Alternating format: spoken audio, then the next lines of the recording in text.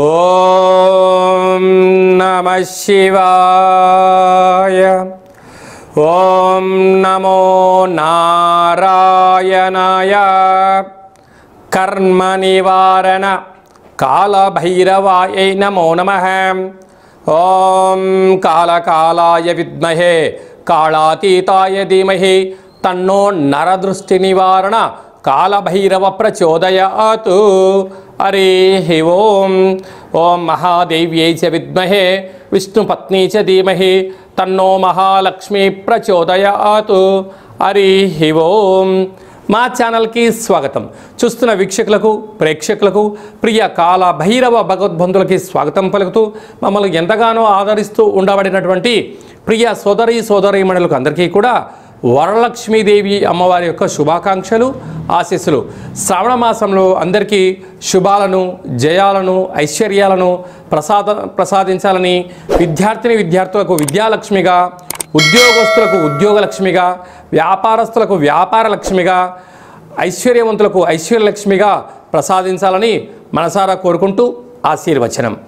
1/8/2025 నుండి 15/8/2025 వరకు పుట్టినటువంటి వారందరూ కూడా ముందస్తుగా జన్మదిన శుభాకాంక్షలు.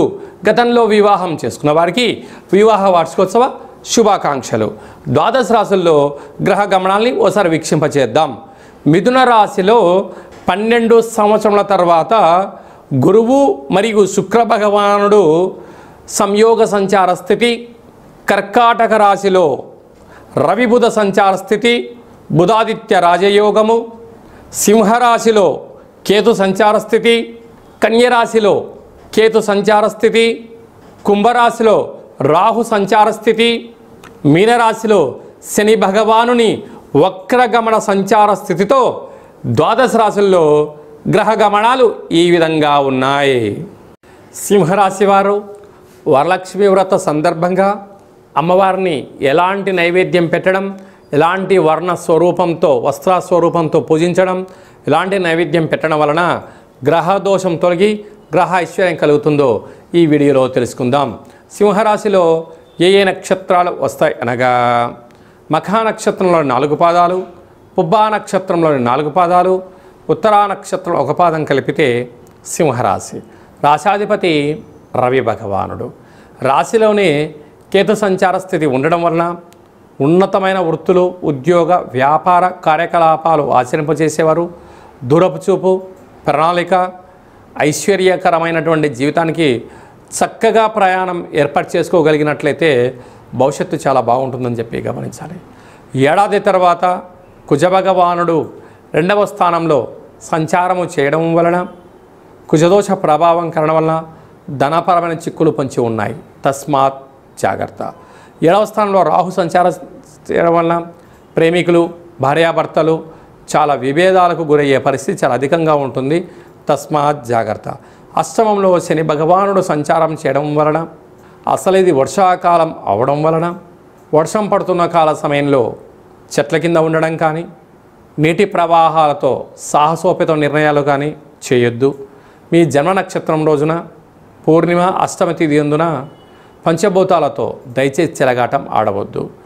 ఏకాదశంలో శుక్రుడు గురు సంచార స్థితి ఉండడం వలన మీరు ఏదైతే పనులు చేయాలనుకున్నారో ధర్మబద్ధంగా ఉండడం వలన స్థిరాస్తులు చరాస్తులు మీ సొంతం. వ్యయంలో ఏడాది తర్వాత రవి భగవానుడు సంచారము చేయడం, రాశాధిపతి ఖర్చు స్థానంలో ఉండడం, బుధుడు కూడా అక్కడే ఉండడం వల్ల అనవసరమైన ఖర్చులు పొంచి ఉన్నాయి. అనారోగ్యము, అలాగనే ఈతి బాధలు, శత్రు బాధలు పొంచి ఉన్నాయి. ఇలాంటి కాల సమయంలో వృత్తులలో, ఉద్యోగాలలో, వ్యాపారంలో, పార్ట్నర్షిప్ వ్యవహార కార్యకలాపాలు ఆచరింపజేసే సమయంలో ఎంతో జాగ్రత్తలు అవసరం. కనుక ఈ వరలక్ష్మి వ్రత సందర్భంగా అమ్మవారికి ఎరుపు రంగు పుష్పాలతో, ఎరుపు రంగు వస్త్రాలతో అలాగా కేసరి నైవేద్యంగా పెట్టి భక్తులకు నైవేద్యంగా పంచగలిగినట్లయితే కుంకుమార్చన చేసినటువంటి ఆ కుంకుమను అందరి చేత మీరు నుదుట బొట్టు పెట్టించుకోవడం వల్ల, ఎర్రటి కంకణాలు కట్టుకోవడం వలన రుణ సమస్యలు, రోగ సమస్యలు, శత్రు సమస్యలు తొలగిపోతాయని చెప్పి గమనించాలి.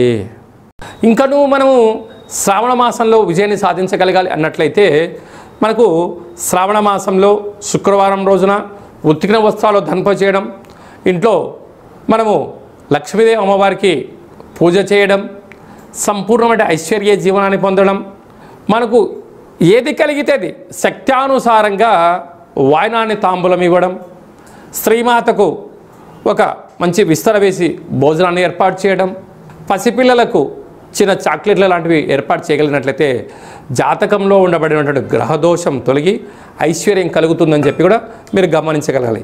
ఇంకనూ మనం విజయం సాధించగలగాలి అన్నట్లయితే ఈ యొక్క పాత్ర కంచు పాత్ర, కంచు మోగినట్టు కనకంబు మోగదు గదరా సుమతి అని చెప్పి మనకు సుమతి శతకంలో చెప్పడం జరిగింది. ఇందులో 12 రాసులు అచ్చు వేయడం జరుగుతుంది. ఈ పాత్రను ఇలా ఎడమ చేతులతో పట్టుకొని ఇలా ఒక్కసారి శబ్దం చేస్తే ఈరోజు ఓంకార శబ్దం రావడం ప్రారంభిస్తుంది.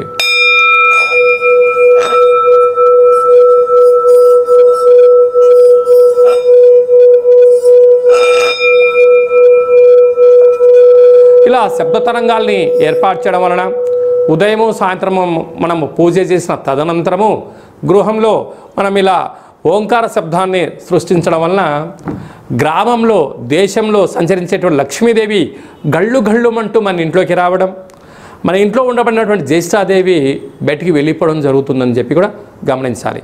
ఈ అక్షయ పాత్రతో పాటు మీకు కాళభైరవ స్వామి యొక్క పూజా కార్యక్రమం 27 రకాల వస్తువులతో దిష్టి తీయించడం కూడా జరుగుతుంది. కనుక మనమందరము కూడా ఈ శ్రావణ మాసంలో కాళభైరవ స్వామి వారికి అక్షయ పాత్రను ఇంట్లో ఉంచుకుందాం, ఐశ్వర్యానికి ఆనందానికి స్వాగతం పలుకుతామని చెప్పి గమనించాలి. మీ వ్యక్తిగత జాతకం తెలుసుకోవాలనుకుంటున్నారా? మీ పేరు, పుట్టినటువంటి తేదీ, నెల, సంవత్సరం, పుట్టిన సమయం రాసి మీరు వాట్సాప్లో పంపించగలిగినట్లయితే 100 సంవత్సరముల జాతకాన్ని సంపూర్ణంగా సవివరంగా వ్రాసి మీకు పంపించి మీరు పుట్టినప్పుడు గ్రహ గమనాలు ఎలా ఉన్నాయి, ప్రస్తుతం ఎలా ఉంటున్నాయి, రాబోయే కాలంలో ఎలా ఉండబోతున్నాయో వివరిస్తూ మీరు విజయం సాధించేంత వరకు మన యొక్క కాళభైరవ ఆశ్రమం దగ్గర నుంచి అన్ని విధాలా మీకు తోడు నీడగా ఉంటామని చెప్పి గమనించగలగాలి. అదే కాకుండా కూడా చాలామందికి పుట్టినటువంటి కాల సమయంలో డేటా బర్తులు లేనటువంటి వారికి మీ పేరు యొక్క మొదటి అక్షరాన్ని అనుసరిస్తూ రాశిని అనుసరిస్తూ గవళ ద్వారా అనగా రమణ శాస్త్రం ద్వారా భూత భవిష్యత్ వర్తమానాన్ని తెలియజేయడం జరుగుతుంది. కనుక జాతకాన్ని తెలుసుకుందాం, జీవితంలో ఉండబడిన అడ్డంకులను తొలగించుకుందాం, ఐశ్వర్యాన్ని ఆనందాన్ని పొందుదామని చెప్పి గమనించాలి. కనుక ఆసక్తి గలవారు అపాయింట్మెంట్ తీసుకొని సంప్రదించగలరు. అందరికీ ఈ శ్రావణ మాసంలో శుభం, జయం, లాభం జరగాలని కోరుకుంటూ ఆశీర్వచనం.